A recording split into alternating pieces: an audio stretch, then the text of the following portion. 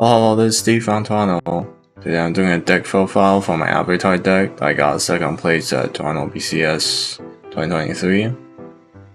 Not sure how long this video going to be, so we jump to it. The first card we have here is the Azula level 3 Industry Finisher. So Climax combo with a standby. When you verse your opponent, if you have the level assist on board, you can pay 1 sack another character, top deck the character that you reverse, then it burns 3. So when you want to sack, you want to sack Sokka. So this is the level assist. And then as Resonate with the level 3 Azula, you can choose one of your opponent's character. They can't play Backrow and Utility this turn, so it helps with the long reverse. And then with the level assist, it hits 13k on the first attack. It gets 500 times your opponent's character. So after you top deck the first one, the second one will swing 12-5 and so on. And Azula also heals on play. It helps because Sokka has to hit yourself. So if you at higher damage, you can heal it off than yourself Sokka. So Sokka is on playing on waiting room. You can pay 1 clock from waiting room, spawn cost 0 or lower. The bug with this card is when you spawn it comes out standing. So if you sack it during attack phase, you get extra attack. So when you do the Azula combo, you pay 1 sack Sokka, and then usually you play another character on top of Azula, where Azula was, then you get directed. If you don't see the full combo in action, you can watch my combo video. Yeah, Sokka again is the spawn key. You can do it twice, so it's actually really good. It pluses a lot during early game. Another piece to the combo is the level 0 Momo. So this one you can shuffle 2 characters from waiting room back in your deck and give a character a soul. So this is for shuffling Sokka back into the deck, because when you do a Azula combo, you want Sokka spawns another Sokka, then you can sack the one that you spawn again. That's how you get 9 attacks off. And the second phase is CX swap, and then basically stapling every Weiss Schwarz deck now. So here we're playing 2 copies, because it's probably the second most important 0 that you always need in your hand. First one being Sokka, of course. And here we have a level 2 Azula. This card also sacks a card on attack, so it's the same idea as the level 3 Azula, is to proc Sokka. So when you attack, you can sack another character on stage, and you top checks 1 or higher, you add it to your hand. And then it's also A5 hand on 4. So at level 2, if you can pull this card down, you can start doing 5 attacks. The setup is just 2 Sokka on board, and then you just swing Azula 3rd, and then you sack a Sokka, spawn card over the other Sokka, then you get 2 more attacks off. It's very much like the IMA combo that got preemptively banned in English. Although you can't do a level 1 unless you stand by it. This card serves as level 2 finishers. Works surprisingly well against a lot of decks, and also works when you have a lead. Really good into Gura. You can kill them when you're level 2, so you don't give Gura a chance to kill you. So level 1, we're playing top combo. The combo is on attack. If you have the Climax, you ditch 1, and you mill 1, salvage level X lower, then you mill 1 again, salvage level X lower. So it's a hand filter, and then you can always grab 0s. If you hit 3, you can grab Azula. If you hit 1, you can get the Suki. It's also a hand fix. For level 0, you can grab Sokka, you can grab Momo. And then you have a red ing for hand fix, and then you can also this blue ing. This also serves as a hand fix and mill. So there's a lot of 0s to grab, and then it sculpts your hand really well. The power effect doesn't really matter, so you're not playing backups, and then you're accidentally a Storm. But these days, your opponent's board is either like unbeatable or defenseless, so I don't really think power matters. So here we have a very English original card. So it gets a trigger of the Climax in play. So if you play bar, it gets bar trigger, and then you play standby, it gets standby trigger. So when you play bar at level 1, like when you trigger it, this goes to hand and you block Sokka 1. So it's like a bar with a soul trigger.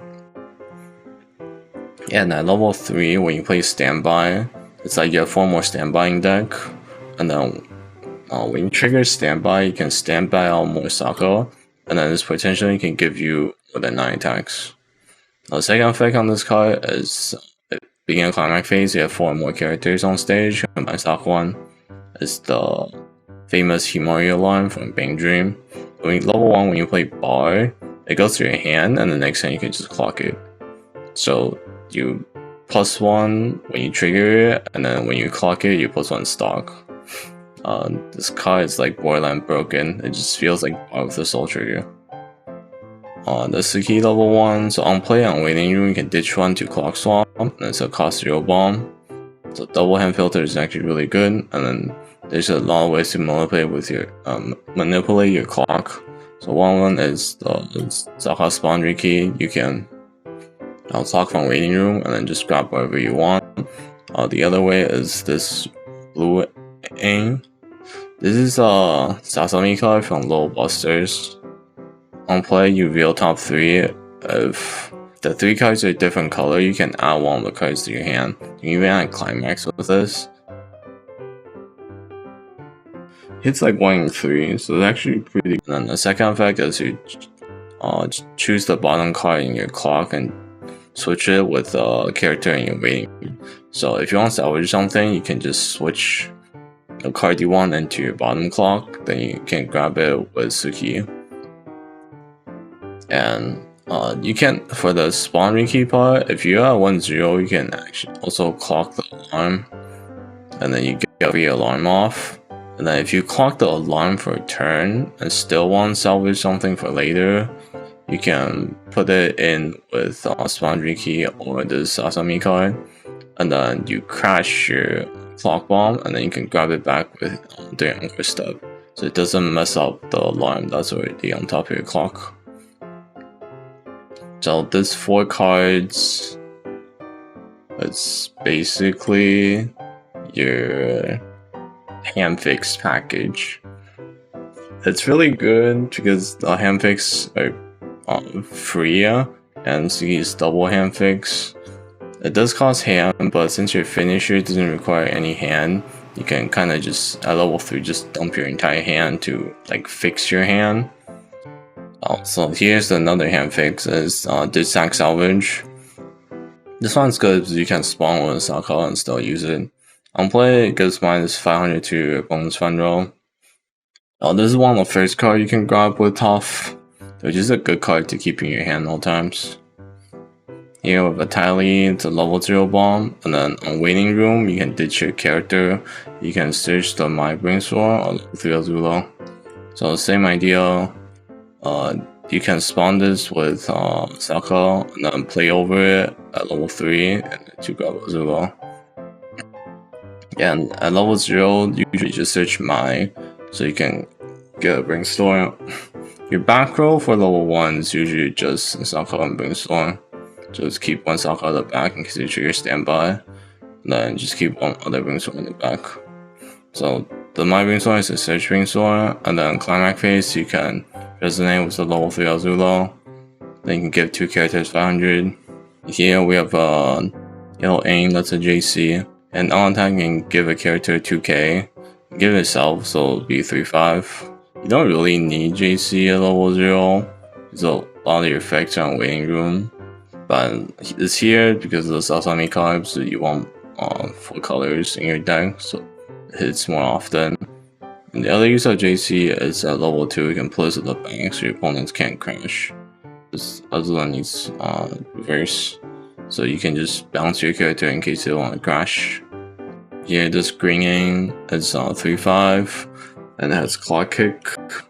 This is good for holding waiting effects like Haruki. Only playing 1, but trying to be cheeky and spawn with Sokka. I go first. Yeah, don't have too many slots for this. Like, if I didn't need JC, I would play more of this, but color for this deck's a little bit messed up. Trying to like balance it between like 4 colors for Sasami. And the other green 0 is the top Brainstorm. This is a salvage Brainstorm. So the idea is I want to play 3 Brainstorms and then just play both search and salvage as an option. The other effect is When you use an act, can look at top or bottom. But I don't have any other act to proc this, so I only top check after brainstorm. It doesn't really do anything. So I think I'm just cutting this way. I just don't play another aim. The my brainstorm is really easy to get with ATLA, and then you only need one brainstorm anyways. Build your other back or just Sokka. So we're just cutting this brainstorm. So another tech one is the yellow level 3 aim. This is on check X. Don't play check X. This is for checking Climax in case you don't have it. It's the only yellow higher level that I have. Don't really play this card. And last card we have here is stock swap. I think every set that has this profile plays it.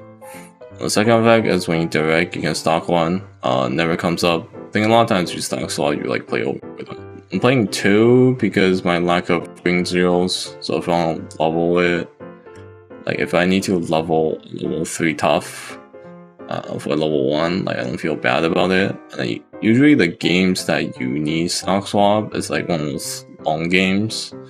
And then a lot of times you also have a lot of stock, so it might get lost. Let's play 2 just to see it. But honestly, this doesn't really come up, especially if you do the 2-2 IMA 5 attack thing. The game kills really fast. You never need stock swap. Yeah, so that's every card in the deck. So for Mulligan, usually I try to mull one standby target. So if I don't mull a level 1, then I will mull a level 0. 0, you probably just mull a Backrow and whatnot.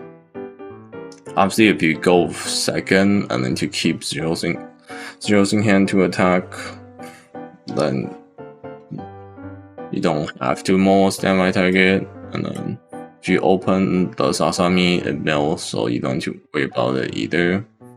Like if you don't bar, you can try to mull harder.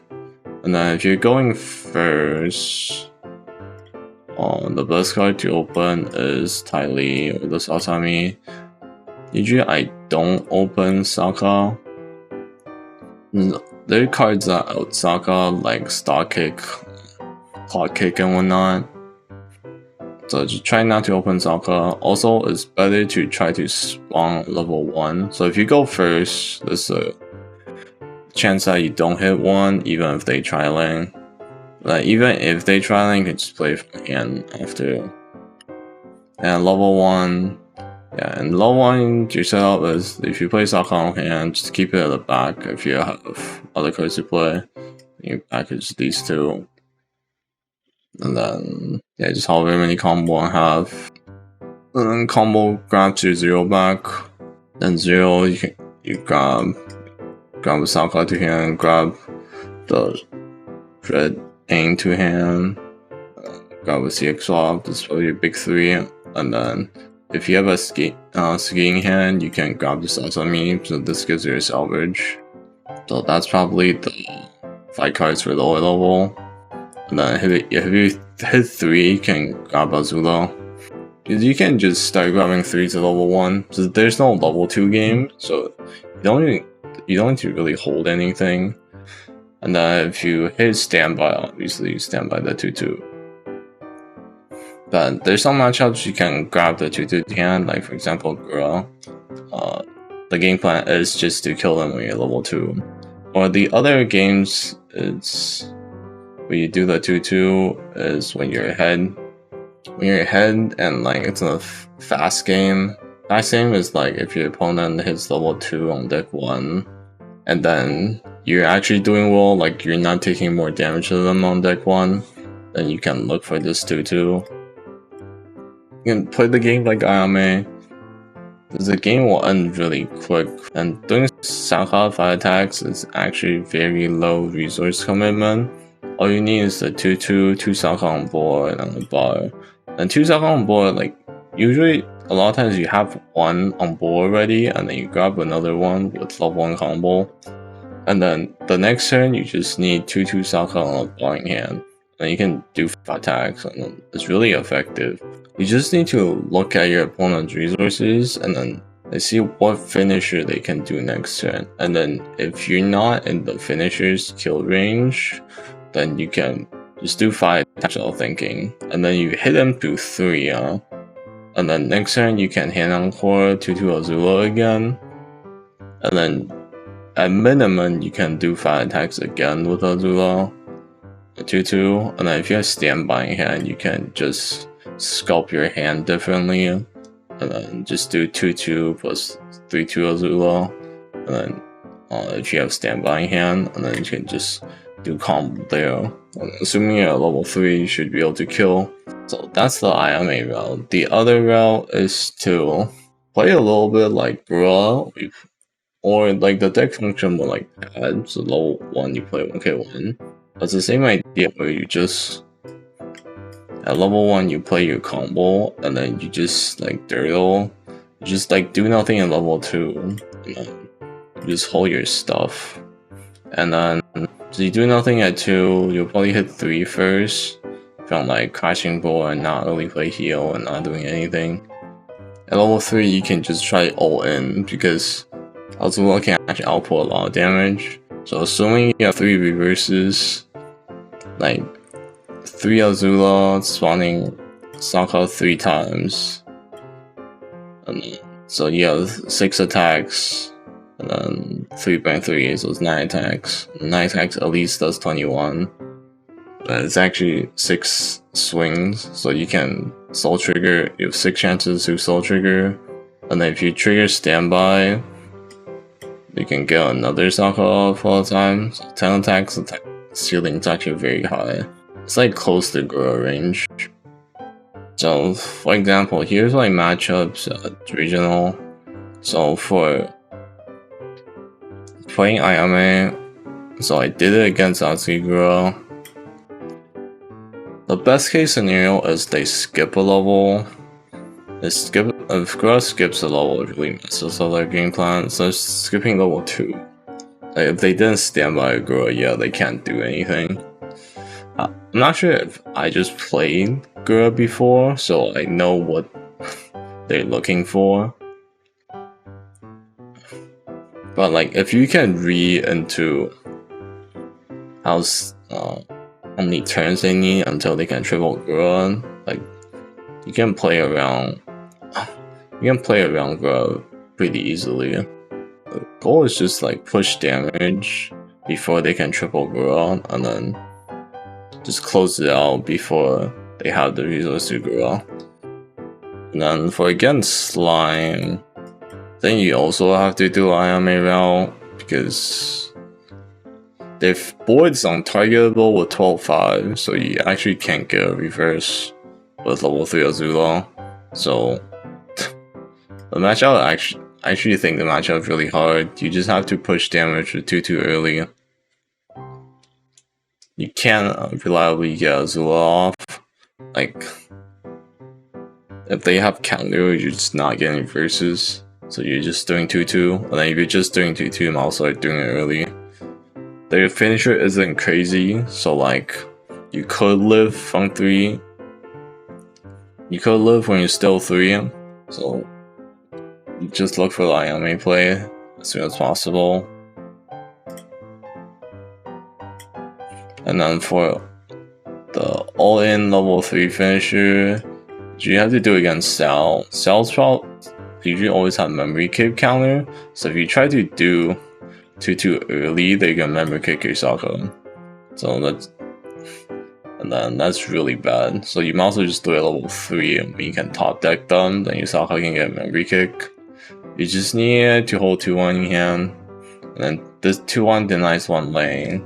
So if you want to deny another lane, you either have to like do this twice, do this once or twice, depending on how many globals they kept on board. So you hit 13k, they counter to 14. So you're only 500 1k off, so you can do the minus 500 twice during range. Or you can anti-back up, then ditch sack salvage, do loop it back, do another one, that's 2 lane.